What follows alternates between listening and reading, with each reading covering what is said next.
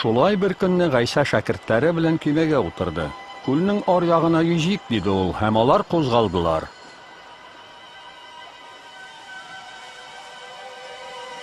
Көймәдә барганда Гайса йоклап китте.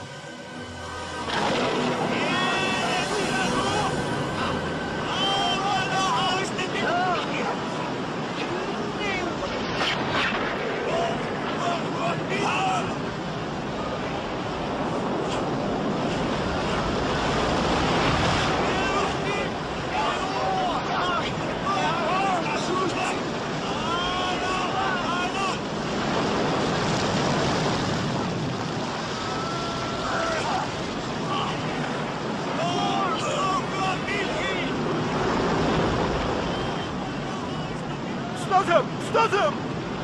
Uyan! İlme cimrine! Hele kulağımız değil!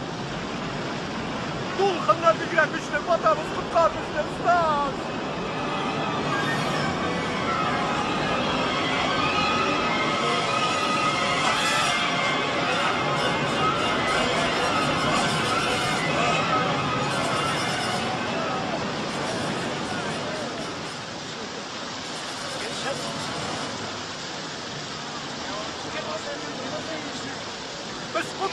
Kurtuldu!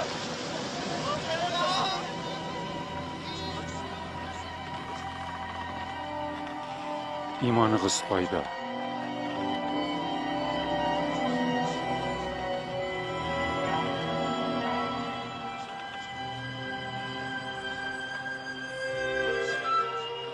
Алар Галилей өлкәсенә каршы күлнең икенче ягына урнашкан Гарәсә җиренә килеп җиттеләр.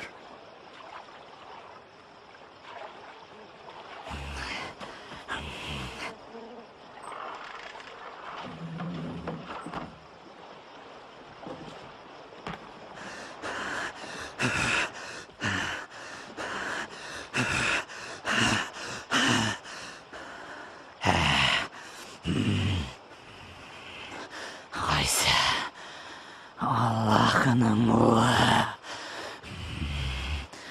сиңа бездән ни кирәк?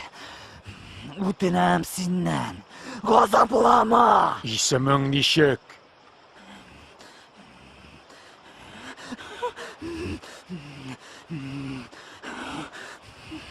Аскар, үтенәбез.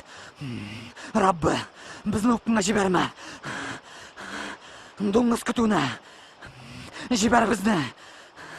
Зинһар, Гайса.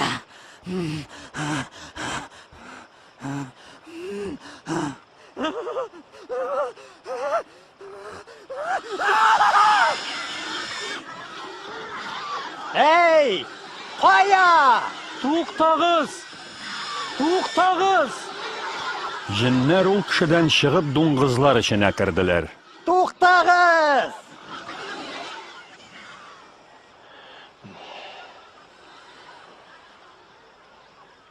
Югал моннан! Син сихерче! Югал! Кит безнең җирдән! Югалыгыз! Барыгыз да югалыгыз моннан! Кая барсаң да артыңнан барырмын. Зинһар, рөхсәт ит. Өеңә кайт. Алланың эше турында сөйлә.